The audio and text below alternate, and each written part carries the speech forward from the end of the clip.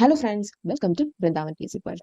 Degree പ്രിലിംസിന്റെ third stage എഴുതാൻ പോകുന്നവർ തീർച്ചയായിട്ടും ഈ ഒരു ടൈമിൽ ടെൻഷനിലായിരിക്കും. വളരെയധികം സ്ട്രെസ്ഫുൾ ആയിട്ടുള്ള ഒരു സിറ്റുവേഷനിലൂടെ ആയിരിക്കും കടന്നു പോകുന്നത് എന്നുള്ളതൊക്കെ എനിക്കറിയാം. അപ്പോൾ തീർച്ചയായിട്ടും അവർക്ക് ഉപകാരപ്പെടുന്ന കാര്യം പറയാൻ തന്നെയാണ് ഇന്നത്തെ വീഡിയോയിലൂടെയും ഞാൻ ഉദ്ദേശിക്കുന്നത്. അപ്പോൾ ഈ വീഡിയോയുടെ ഇൻ ബിറ്റ്വീനിൽ കുറേയധികം കാര്യങ്ങൾ ഞാൻ പറഞ്ഞു വെക്കുന്നുണ്ട്. അപ്പോൾ ഒരിക്കലും നിങ്ങൾ സ്കിപ്പ് ചെയ്ത് കാണരുത്. അങ്ങനെ കണ്ടാൽ നിങ്ങൾക്ക് കുറേയധികം കാര്യങ്ങൾ മിസ്സാകും. അതിനു മുൻപ് നിങ്ങൾക്ക് ടെൻഷൻ ഉണ്ടെങ്കിൽ, ഇല്ലാത്തവരാണെങ്കിൽ കുഴപ്പമില്ല, ഉള്ളവരാണ് എങ്കിൽ ഞാനൊരു കാര്യം പറയട്ടെ. There is a saying, an exam is not the measure of your work, but the reflection of your effort. Don't let stress take the seat where confidence belongs. കാര്യം സിമ്പിൾ ആണല്ലേ. ഒരു പരീക്ഷ എന്ന് പറയുന്നത് നമ്മളുടെ മൂല്യം എത്രയുണ്ടെന്ന് കാണിക്കുന്നതല്ല, പകരം നമ്മളുടെ എഫേർട്ട് എത്രത്തോളം ഉണ്ടെന്ന് കാണിക്കുന്ന ഒരു സംഭവമാണത്. ആൻഡ് അവിടെ കോൺഫിഡൻസ് മനസ്സിലിരിക്കേണ്ട സ്ഥാനത്ത് നിങ്ങൾ ഒരിക്കലും സ്ട്രെസ്സിനെ ആ സീറ്റ് കയറ്റി വെക്കരുത്. കാരണം എന്താണെന്ന് വെച്ച് കഴിഞ്ഞാൽ, ഈവൻ നല്ലവണ്ണം എഫേർട്ട് ഇട്ട ഒരാൾ പോലും തോറ്റു പോകുന്നത് ഈ സ്ട്രെസ് ആ സീറ്റിൽ കയറി ഇരിക്കുന്നത് കൊണ്ടായിരിക്കും. അറിയുന്നത് പോലും തെറ്റിക്കാനുള്ള സാധ്യത വളരെ കൂടുതലാണ്. മാത്രമല്ല, നമ്മൾ ആ ഒരു എക്സാം ഹാളിൽ ഇരിക്കുമ്പോഴുള്ള നമ്മുടെ മൈൻഡ്, ഒരു ക്വസ്റ്റ്യൻ, അതിന്റെ ഓരോ സ്റ്റേറ്റ്മെന്റ്, ഇപ്പോൾ സ്റ്റേറ്റ്മെന്റ് ടൈപ്പ് ഒക്കെ ഉള്ള ക്വസ്റ്റ്യൻ പേപ്പേഴ്സ് ആണല്ലോ നമ്മൾ കാണുന്നത് മിക്കതും. അങ്ങനെയൊക്കെ ആണെങ്കിൽ ആ സ്റ്റേറ്റ്മെന്റ് നമ്മൾ റീഡ് ചെയ്യുന്നതിൽ പോലും അത് എഫക്ട് ചെയ്യും. ഓക്കെ, സോ എല്ലാം നിങ്ങൾക്ക് കൃത്യമായിട്ട് പെർസീവ് ചെയ്യാൻ പറ്റണമെന്നുണ്ടെങ്കിൽ തീർച്ചയായിട്ടും എന്ത് ചെയ്യണം? സ്ട്രെസ് ഒക്കെ ഒഴിവാക്കി ടെൻഷൻ ഫ്രീ ആയിട്ട് ഈ ചുരുങ്ങിയ ദിവസങ്ങളിൽ നിങ്ങൾ എന്ത് ചെയ്യുന്നു എന്നുള്ളതിനെ ആശ്രയിച്ചിരിക്കും. ഓക്കെ, അപ്പോൾ ഇത്രയും ഫസ്റ്റ് ഇല്ലായിരുന്നു, സെക്കൻഡ് ഉണ്ടായിരുന്നില്ല, ഇത്രയും ദിവസങ്ങൾ കിട്ടിയിട്ട് ഞാൻ പ്രതീക്ഷിച്ച പോലെ എനിക്ക് അങ്ങോട്ട് ചെയ്യാൻ പറ്റിയില്ലല്ലോ, അല്ലെങ്കിൽ ലാസ്റ്റ് സ്റ്റേജ് ആയിരുന്നിട്ടും കൂടി എൻ്റെ പ്രിപ്പറേഷൻ അത്രത്തോളം എഫക്റ്റീവ് ആയിരിക്കുമോ, ഇവർ സിലബസിൽ ഇല്ലാത്ത കാര്യങ്ങളും അവിടെ നിന്ന് ഇവിടുന്നൊക്കെ ചോദിക്കുമോ, റൗണ്ട് ചെയ്തും നമ്മളെ ട്വിസ്റ്റ് ചെയ്യുന്ന തരത്തിലുള്ള ക്വസ്റ്റ്യൻസ് ഒക്കെ ചോദിക്കുമോ എന്നുള്ളൊരു കൺഫ്യൂഷൻസ് നമുക്കുണ്ടാവും. സ്വാഭാവികമാണ്. പക്ഷെ നമ്മളത് ഫേസ് ചെയ്യാവുന്നതാണ്. ഓക്കെ, അല്ലാതെ നമ്മളിങ്ങനെ ഓവർ തിങ്ക് ചെയ്ത് നമ്മൾ എന്തിനാ വെറുതെ നമ്മളുടെ ബ്ലഡ് പ്രഷർ കൂട്ടുന്നത്? അതിന്റെ യാതൊരു ആവശ്യമില്ല. ഇപ്പോൾ നിങ്ങൾ എടുക്കുന്ന സ്മോൾ എഫേർട്സ് ഉണ്ടല്ലോ, ഈച്ച് ഡേ നിങ്ങൾ ഓരോ ടൈമിന് ചെയ്യുന്ന ചെറിയ ചെറിയ എഫേർട്ടുകൾ ഉണ്ടല്ലോ, അത് ചിലപ്പോൾ നിങ്ങളുടെ ബിഗ് സക്സസിലേക്ക് വരെ എത്തിച്ചേക്കാം. ഓക്കെ, അത് 100% എനിക്ക് ഉറപ്പുണ്ട്. കാരണം ഈ പല പ്രിലിംസും മെയിൻസ് ആണെങ്കിലും റാങ്ക് ലിസ്റ്റ് കയറിയവരൊക്കെ ആണെങ്കിലും നിങ്ങൾ മിക്കവരും ചെയ്തിട്ടുണ്ടാവുക, സിലബസ് മൊത്തത്തിൽ അരിച്ചു കൂട്ടി പഠിക്കുക എന്നുള്ളതിനേക്കാൾ ഉപരി അവിടെ ടൈമിനനുസരിച്ച് വേണ്ടത് സ്മാർട്ട് വർക്കിലൂടെ പഠിക്കുക എന്നുള്ളതായിരിക്കും. ഓക്കെ, കാരണം അല്ലെങ്കിൽ നമ്മൾ ഈ പറയുന്ന സിലബസ് ഒക്കെ പഠിച്ചു തീരാൻ എത്ര കൊല്ലം എടുക്കും അല്ലെ? ശരിയല്ലേ? നിങ്ങൾക്ക് തന്നെ തോന്നിയിട്ടില്ല അതൊക്കെ കണ്ടിട്ട് എത്രത്തോളം കാര്യങ്ങളാണ് നമ്മൾ പഠിക്കുന്നതെന്ന്? സോ ജസ്റ്റ് നമ്മൾ ഇതുവരെ നടന്ന പരീക്ഷാ പേപ്പറുകൾ അനലൈസ് ചെയ്ത് എന്തൊക്കെ വരാം, ഏതൊക്കെ ഏരിയാസ് കൂടുതൽ ചോദിക്കാം എന്നുള്ളതിനെ മനസ്സിലാക്കിയിട്ടാണ് നമ്മൾ എന്ത് ചെയ്യുക, ഓരോ പരീക്ഷയ്ക്കും പഠിക്കാൻ ശ്രമിക്കേണ്ടത്. അതായിരിക്കും കുറച്ചുകൂടെ ബെറ്റർ. ഓക്കെ, സോ നിങ്ങൾ ഇപ്പോൾ ചെയ്യുന്ന ചെറിയ ചെറിയ കാര്യങ്ങളാണെങ്കിൽ കൂടി, ചെറിയ ചെറിയ രീതിയിൽ നിങ്ങൾ പറ്റുന്ന സമയത്താണെങ്കിൽ കൂടി നോക്കി തീർക്കുന്ന കാര്യങ്ങൾ ചിലപ്പോൾ നിങ്ങളുടെ മുന്നിൽ ചോദ്യമായിട്ട് വരാം. ഓക്കെ, അപ്പോൾ ആ ഒരു പ്രതീക്ഷയോട് കൂടി തന്നെ വേണ്ട കാര്യങ്ങൾ മാത്രം സ്റ്റിൽ നിങ്ങൾ കോൺസെൻട്രേറ്റ് ചെയ്ത് നോക്കുക. പിന്നെ ഏറ്റവും അധികം ഞാൻ പറഞ്ഞല്ലോ, ഞാൻ ഫസ്റ്റിലും സെക്കൻഡിലും ഒക്കെ മുമ്പ് ഹോട്ട് ടോപ്പിക്സ് നിങ്ങൾക്ക് പറഞ്ഞിട്ടുണ്ടായിരുന്നു, അതിൽ നിന്നൊക്കെ ചോദിച്ചിട്ടുണ്ട്. സോ ഹോട്ട് ടോപ്പിക്സ് ചോദിക്കാം. കാരണം ഞാൻ പറഞ്ഞല്ലോ 21 തൊട്ട് 25 വരെയുള്ള പേപ്പേഴ്സ് അനലൈസ് ചെയ്തിട്ടാണ് അതൊക്കെ പറയുന്നത്. സോ ഹോട്ട് ടോപ്പിക്സ് കോൺസെൻട്രേറ്റ് ചെയ്ത് പഠിക്കുക. നിങ്ങൾക്ക് മാത്സ്, ഇംഗ്ലീഷ്, മലയാളം നല്ലവണ്ണം സ്കോർ ചെയ്യാൻ പറ്റുമെങ്കിൽ തീർച്ചയായിട്ടും നിങ്ങൾ യാതൊരു വിധത്തിലുള്ള ടെൻഷൻ എടുക്കണ്ട. നിങ്ങൾക്ക് എന്ന് വെച്ചാൽ 50-ൽ 50 കിട്ടുന്ന ഒരു സിറ്റുവേഷൻ അല്ല ഞാൻ ഉദ്ദേശിക്കുന്നത്. ജസ്റ്റ് ഒരു 30 to 35 റേഞ്ചിലെങ്കിലും കിട്ടാൻ നിങ്ങൾ ഓക്കെ ആണ് എങ്കിൽ നിങ്ങൾക്ക് ഒരിക്കലും ഭയം എന്ന് പറയുന്ന സാധനം ഉള്ളിൽ വേണ്ട ആവശ്യമില്ല. GK എന്നൊരു 20 മാർക്സ് ഒക്കെ കിട്ടിയാൽ മതി. That's enough. ഓക്കെ, 20 to 25 കിട്ടിയാൽ തന്നെ നിങ്ങൾ ഓൾറെഡി സേഫ് ആകും. അപ്പോൾ സാവധാനത്തിൽ ഇപ്പോൾ പഠിച്ച കാര്യങ്ങളൊന്ന് മെമ്മറൈസ് ചെയ്യാം. ഇത് 2 പേപ്പറിലും ചോദിച്ച ഏരിയാസ് ഒന്ന് കൂടുതൽ എന്ത് ചെയ്യുക, അതിലേക്ക് ഇറങ്ങി പഠിക്കുക. മാത്സ്, ഇംഗ്ലീഷ്, മലയാളം നല്ലതാണ്. അപ്പോൾ ഇന്ന് ഞാൻ പറയാൻ ഉദ്ദേശിക്കുന്ന കാര്യത്തിലോട്ടാണ്. നിങ്ങൾക്കറിയാലോ, ആർട്സ്, സ്പോർട്സ്, ലിറ്ററേച്ചർ എന്ന് പറയുന്നത് 10 മാർക്സ് ആണ് നമ്മുടെ സിലബസിൽ. അതിൽ ലിറ്ററേച്ചറിനെ ബേസ് ചെയ്തിട്ടുള്ള കുറച്ച് ഇമ്പോർട്ടൻ്റ് ആയിട്ടുള്ള പോർഷൻസ് ഞാൻ നിങ്ങളെ കഴിഞ്ഞ വീഡിയോയിൽ ഓൾറെഡി കാണിച്ചു. അപ്പോൾ ഇന്ന് സ്പോർട്സ് റിലേറ്റഡ് ആയിട്ടുള്ള കുറച്ച് ഇമ്പോർട്ടൻറ്റ് പോർഷൻസ് ഞാൻ കാണിച്ചു തരാം. ഇത് നിങ്ങൾ ഒരു സ്പോർട്സ് ഇത്രയേ ഉള്ളൂ എന്നുള്ള രീതിയിൽ ഒരിക്കലും ചിന്തിക്കരുത്. ഞാൻ പറഞ്ഞല്ലോ, നമ്മൾ പഠിക്കുന്നത് ഒരു പ്രത്യേക പാറ്റേണിലാണ് ഈ ഒരു പ്രിലിംസിനൊക്കെ. കാരണം എന്താണെന്ന് വെച്ച് കഴിഞ്ഞാൽ, ഈ ലോകത്ത് ഓരോ ഏരിയ എടുത്താലും അതിലുള്ള കാര്യങ്ങൾ എന്ന് പറയുന്നത് വളരെ വാസ്റ്റാണ്.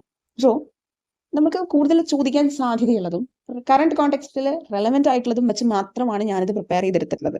ഓക്കെ, അപ്പോൾ ആദ്യത്തെ സെറ്റ് എന്ന് പറയുന്നത് ഹോസ്റ്റ് സിറ്റീസ് 2026 കൺസേൺഡ് മാത്രമാണ്. ഓക്കെ, 2026 വേദിയാകുന്ന പല കളികളുടെയും കാര്യങ്ങളാണ് ഇവിടെ എഴുതിയിട്ടുള്ളത്. ഇതിൽ ഫസ്റ്റ് 1 ആണ് ചോദിച്ചിട്ടുണ്ടായിരുന്നത്. ഓക്കെ, ഇത് ഞാൻ ഹോട്ട് ടോപ്പിക്സിൽ സ്പെഷ്യലായിട്ട് നിങ്ങളോട് പറഞ്ഞിട്ടുണ്ടായിരുന്നു, പല കളികളുടെയും വേദികൾ ചോദിച്ചിരിക്കും. ഫസ്റ്റ്, സെക്കൻഡ് സ്റ്റേജ് എക്സാമിനൊക്കെ മുമ്പ് ഞാൻ പറഞ്ഞിരുന്നത് അത് തന്നെ എടുത്ത് ചോദിച്ചിട്ടുണ്ടായിരുന്നു, ഫിഫ വേൾഡ് കപ്പ് വേദി. സോ അത് ഇൻക്ലൂഡ് ചെയ്തിട്ടുണ്ട്. ആൻഡ് അതിന്റെ ഫൈനൽ വേദി എവിടെ ആയിരിക്കും എന്നുള്ളതും കൂടി ഇവിടെ എന്ത് ചെയ്തിട്ടുണ്ട്, പറഞ്ഞിട്ടുണ്ട്. ആൻഡ് പിന്നെ ICC men's T20 world cup ഇതൊക്കെ കഴിഞ്ഞതാണ്. 2026 എന്ന് പറയുന്ന വർഷത്തിലെ കൺസേൺ ആക്കിയിട്ട് നടന്ന കുറേ കായിക ഇനങ്ങളുടെ സിറ്റീസാണ് ഞാൻ പറഞ്ഞിട്ടുള്ളത്. കൂടുതൽ ഇമ്പോർട്ടൻ്റ് ആയിട്ടുള്ളത്, അല്ലാതെ വളരെയധികം ടഫായിട്ടുള്ള ഇൻഡെപ്തിലുള്ള കാര്യങ്ങളിലോട്ട് ഇപ്പോൾ ഈ ഒരു ടൈമിൽ അധികം എന്താണ് നമ്മളുടെ മൈൻഡിനെ കൺജസ്റ്റഡ് ആക്കണ്ടെന്ന് വിചാരിച്ചിട്ടാണ് ഞാൻ അതിലേക്കൊന്നും കൂടുതൽ ഇറങ്ങി പോകാത്തത് കേട്ടോ. ഇതിൽ ICC T20 മെൻസ് വേൾഡ് കപ്പിൽ നമുക്കറിയാം ഇന്ത്യയാണ് വിജയിച്ചത് ന്യൂസിലൻഡിനെ പരാജയപ്പെടുത്തിക്കൊണ്ട്. അപ്പോൾ അവിടെ എന്താണ് ആ ഒരു സീരീസിന്റെ തന്നെ പ്ലെയർ ആയി മാറിയത് ആരായിരുന്നു? സഞ്ജു സാംസൺ, മലയാളിയായിരുന്നു. അദ്ദേഹത്തെ കുറിച്ച് ഒന്ന് നിങ്ങൾ നോക്കി പൊക്കോളൂ കേട്ടോ. ലാസ്റ്റ് മൊമെന്റിലാണെങ്കിലും അദ്ദേഹം ലാസ്റ്റ് ആ കളിയിൽ നടന്ന അദ്ദേഹത്തിന്റെ ഒരു റൺസ് ലഭിച്ചതും ഏത് രാജ്യത്തിന്റെ ടീമിനെതിരെയുള്ളതാണ് എന്നുള്ളതൊക്കെ ഒന്ന് മനസ്സിലാക്കി വെച്ചിരുന്നത് നല്ലതാണ്. ചിലപ്പോൾ ഒരു സ്റ്റേറ്റ്മെന്റ് ടൈപ്പ് ക്വസ്റ്റൻ അതിൽ നിന്നൊക്കെ എക്സ്പെക്ട് ചെയ്യാം. ഇഫ് ക്വസ്റ്റൻ പേപ്പർ അത്യാവശ്യം ടഫായിട്ടാണ് ഉദ്ദേശിക്കുന്നത് എങ്കിൽ, എസ്പെഷ്യലി റിലേറ്റഡ് ടു ഈ സ്പോർട്സ് ഇവന്റ്സ് ഒക്കെ ആണെങ്കിൽ അതൊക്കെ പ്രതീക്ഷിക്കാം. പിന്നെ ഞാനിവിടെ വിമൻസ് വേൾഡ് കപ്പിന്റെ ഹോസ്റ്റ് സിറ്റി അല്ലെങ്കിൽ എന്താണ് ഹോസ്റ്റ് ചെയ്യുന്ന ഇതേതാന്ന് പറഞ്ഞിട്ടുണ്ട്. ഇത് നടക്കാൻ പോകുന്നതാണ്. ബട്ട് കഴിഞ്ഞ വർഷത്തെ റിലേറ്റ് ചെയ്ത് നിങ്ങൾക്ക് ഇവിടെ വേണമെങ്കിൽ നോക്കാം. 2025 T20 വിമൻസ് വേൾഡ് കപ്പിൽ വിജയിച്ചത് ഇന്ത്യ ആയിരുന്നു. ഓക്കെ, ഇന്ത്യ ആയിരുന്നു. അവിടെ 2005-ലും 2017-ലും ഇന്ത്യ ഫൈനലിൽ എത്തിയിരുന്നു. പക്ഷെ 2025-ലാണ് കിരീടം നേടാൻ സാധിച്ചിട്ടുള്ളത്. ഓക്കെ, അപ്പോൾ ഇങ്ങനെയുള്ള these kind of statements can be seen in a question if it is related to a sports item. Okay, കാരണം അങ്ങനെ പലതിലും പല ക്വസ്റ്റ്യൻ പേപ്പറിലും ഞാൻ അങ്ങനെ കണ്ടിട്ടുണ്ട്. ഒരു പെർട്ടിക്കുലർ ഇവന്റ് അല്ലെങ്കിൽ ഒരു സ്പോർട്സ് ഐറ്റത്തിനെ ബേസ് ചെയ്തിട്ട് അവർ സ്റ്റേറ്റ്മെന്റ്സ് ഫ്രെയിം ചെയ്തിട്ട് എന്ത് ചെയ്യും, അത് റിലേറ്റഡ് ആയിട്ട് ചോദിക്കും.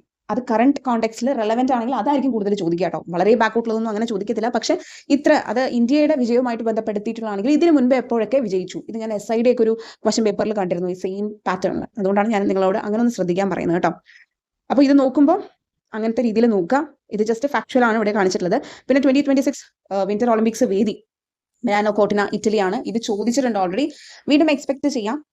ഇവിടെ ഞാൻ ഫാക്ട്സ് എന്നുള്ള രീതിയിൽ അതുമായിട്ട് റിലേറ്റ് ചെയ്ത്, അതായത് ഈ പറയുന്ന 2026 വിന്റർ ഒളിമ്പിക്സ് ഓൾറെഡി കഴിഞ്ഞു. അത് അവിടെ പുതുതായിട്ട് ഡെബ്യൂട്ടായിട്ട്, അതായത് പുതുതായിട്ട് ഇൻട്രൊഡ്യൂസ് ചെയ്തത് ഒരു എന്താണ് സ്പോർട്ട് ഐറ്റം ഉണ്ട്. അതെന്ന് പറയുന്നത് സ്കീ മൗണ്ടനറിംഗ് ആയിരുന്നു. ഇതിൽ ഈ പറയുന്ന വിന്റർ ഒളിമ്പിക്സിൽ ഇന്ത്യക്ക് യാതൊരു മെഡലും ലഭിച്ചിട്ടില്ല കേട്ടോ. അത് റിലേറ്റ് ചെയ്തിട്ടുള്ള കുറച്ച് കാര്യങ്ങൾ ഇനി അങ്ങോട്ടുള്ളതിൽ നിങ്ങൾക്ക് കാണാൻ പറ്റും. ദെൻ 2026 കോമൺവെൽത്ത് ഗെയിംസിന്റെ വേദിയൊക്കെ ഇവിടെ പറഞ്ഞിട്ടുണ്ട്. ഏഷ്യൻ ഗെയിംസിന്റെ വേദിയെ കുറിച്ച് പറയുന്നുണ്ട്. സമ്മർ ഒളിമ്പിക്സ് വേദിയെ കുറിച്ച് പറയുന്നുണ്ട്. സോ ഇതൊക്കെ നിങ്ങൾ നോക്കണം. ഓക്കെ, എസ്പെഷ്യലി ഇങ്ങനെ എഴുതിയിരിക്കുന്ന കാര്യങ്ങൾ നിങ്ങൾ നോക്കണം. ഇപ്പൊ ദേശീയ ഗെയിംസ് കഴിഞ്ഞ തവണ ഉത്തരാഖണ്ഡ് ആയിരുന്നു വേദി. ഇന്ത്യയുടെ ദേശീയ ഗെയിംസ് 38ാമത് ദേശീയ ഗെയിംസ് ആയിരുന്നു.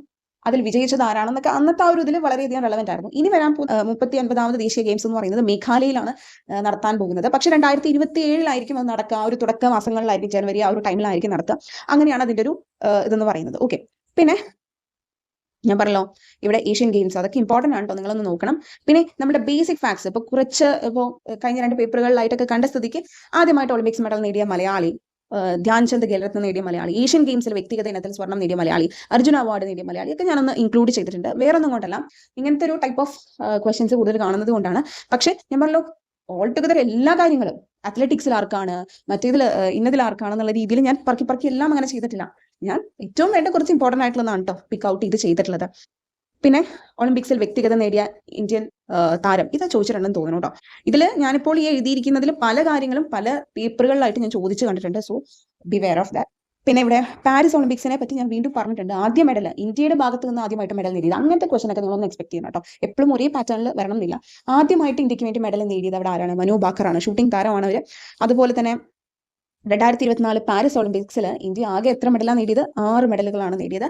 അതിൽ 1 വെള്ളിയും 5 വെങ്കലവുമാണ് സ്വന്തമാക്കിയത്. ഇതേ ക്വസ്റ്റ്യൻ ഐ തിങ്ക് മെയിൻസിലാണ് ചോദിച്ചിട്ടുണ്ടായിരുന്നത്. എത്ര വെള്ളി, എത്ര സ്വർണം, എത്ര വെങ്കലം? അപ്പോൾ 0 ഇട്ടും തരാം. ഇന്ത്യക്ക് ഒരു സ്വർണം പോലും ലഭിച്ചിട്ടില്ല. 1 വെള്ളിയും 5 വെങ്കലവും മാത്രമേ ലഭിച്ചിട്ടുള്ളൂ എന്നുള്ളൊരു ഐഡിയ നിങ്ങൾക്ക് ഉണ്ടായിരിക്കണം. ഓക്കെ, നെക്സ്റ്റ് നിങ്ങൾ നോക്കുകയാണെങ്കിൽ വിന്റർ ഒളിമ്പിക്സിലെ പതാകവാഹകർ, അതായത് എപ്പോഴും അങ്ങനത്തെ ടൈപ്പ് ഓഫ് ക്വസ്റ്റ്യൻസ് നിങ്ങൾ കണ്ടിട്ടില്ലേ? അതായത് ഇന്ത്യനെ റെപ്രസെന്റ് ചെയ്ത് ഫ്ലാഗ് ഹോസ്റ്റ് ചെയ്തത് ആരാണ്? ഉദ്ഘാടന ചടങ്ങിൽ ആരാണ്? സമാപന ചടങ്ങിൽ ആരാണ്? അതൊന്നും സ്പെസിഫിക് ആയിട്ട് വിന്റർ ഒളിമ്പിക്സിന്റെയും എഴുതിയിട്ടുണ്ട്, അതുപോലെ തന്നെ സമ്മർ ഒളിമ്പിക്സിന്റെയും എഴുതിയിട്ടുണ്ട്. പക്ഷേ ഇതിൽ കൂടുതൽ ഇമ്പോർട്ടന്റ് എന്ന് പറയുന്നത് എന്താണ്? സമ്മർ ഒളിമ്പിക്സ് ആണ് കേട്ടോ. സമ്മർ ഒളിമ്പിക്സ് ആണ് ചോദിച്ചു കണ്ടിട്ടുള്ളത്. എന്നിരുന്നാലും ഒരു റിസ്ക് എടുക്കണ്ടെന്ന് വെച്ചിട്ട് ഞാൻ എന്ത് ചെയ്തിട്ടുണ്ട്? വിന്റർ ഒളിമ്പിക്സിന്റെ എഴുതിയിട്ടുണ്ട്. ദെൻ ഇമ്പോർട്ടന്റ് ട്രോഫീസ് ആണ് ഇവിടെ കൊടുത്തിട്ടുള്ളത്. കാരണം ഇമ്പോർട്ടന്റ് ട്രോഫീസ് പല സ്പോർട്സ് ഇവന്റിന്റെയും വെച്ച് ചോദിക്കാറുണ്ട്. സ്ഥിരം ചോദിക്കുന്നതാണ് മാച്ച് ദ ഫോളോയിങ് ആയിട്ട്. കഴിഞ്ഞ 2-ലും അങ്ങനെ കാര്യമായിട്ട് ചോദിച്ചു കണ്ടില്ല, പക്ഷെ ചോദിക്കാൻ സാധ്യതയുള്ളതാണ്. ഇതൊന്ന് നിങ്ങൾ ഓർത്ത് വെക്കണം. ഏറ്റവും കൂടുതൽ ചോദിച്ചു കണ്ടേക്കുന്നത് ഞാൻ ഇവരുടെയൊക്കെയാണ്. അത് കൺഫ്യൂസിങ് ചെയ്യുന്ന കപ്പുകൾ ഇതൊക്കെയാണ്. ഓക്കെ, അപ്പോൾ cricket, football, volleyball, hockey, badminton തുടങ്ങിയതിൻ്റെയൊക്കെ എഴുതിയിട്ടുണ്ട്.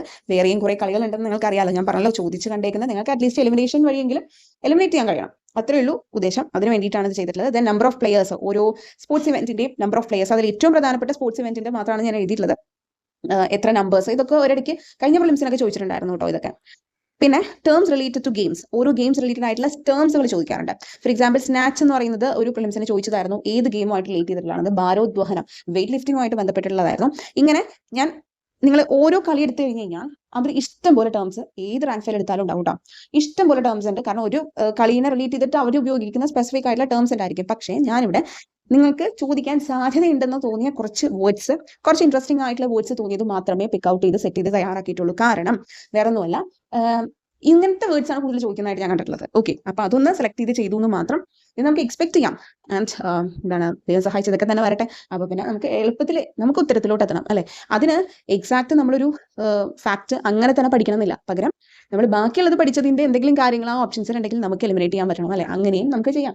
നമ്മളൊരു കാര്യം ആ കാര്യം അങ്ങനെ തന്നെ പഠിച്ചിട്ടുണ്ടെങ്കിൽ ഉത്തരം കിട്ടുള്ളൂ എന്നല്ല, ബാക്കിയുള്ള ഓപ്ഷൻസിൽ നിന്ന് നമുക്ക് ആ ഒരു ഉത്തരത്തെ പറക്കിയെടുക്കാൻ പറ്റണമെന്നുണ്ടെങ്കിൽ ബാക്കിയുള്ളതിനെ കുറിച്ചുള്ള കുറച്ച് ഐഡിയാസ് മതി. അപ്പോൾ അതിന് വേണ്ടിയിട്ട് ഏറ്റവും വേണ്ടതും കുറച്ച് ഇൻട്രസ്റ്റിംഗ് ആയിട്ടുള്ള ടേംസ് വരുന്നതുമായിട്ടുള്ള സ്പോർട്സ് ഇവന്റിന്റെ മാത്രമേ ഉൾപ്പെടുത്തിയിട്ടുള്ളൂ. ഇപ്പോൾ ലൈക്ക് ക്രിക്കറ്റിൽ ഗൂഗ്ലി എന്ന് പറയുന്ന ഒരു ടേം ഉണ്ട്, ഇതൊക്കെ ചോദിച്ചിട്ടുണ്ട് കേട്ടോ. തേർഡ് മാൻ, അതുപോലെ ഫുട്ബോളിൽ ബനാന കിക്ക്, ഡ്രിബിൾ എന്ന് പറയുന്ന സംഭവമുണ്ട്. പക്ഷേ ഈ ഡ്രിബിൾ എന്ന് പറയുന്നത് തന്നെ ഹോക്കിയിലും നിങ്ങൾക്ക് കാണാൻ സാധിക്കും. അപ്പോൾ ചിലപ്പോൾ താഴെ തന്നിട്ടുള്ള സ്പോർട്ട് ഇവന്റിൽ ഡ്രിബിൾ എന്ന് പറയുന്ന ടേം ഉപയോഗിക്കുന്നത് ഏതൊക്കെയാണ്, 1, 2, 2 and 3, അതുപോലെ 3 and 4 അങ്ങനെയൊക്കെ ചോദിക്കാം. അപ്പോൾ അതിന് വേണ്ടിയിട്ട് ജസ്റ്റ് ഞാൻ ചെയ്തു എന്നുള്ളൂ.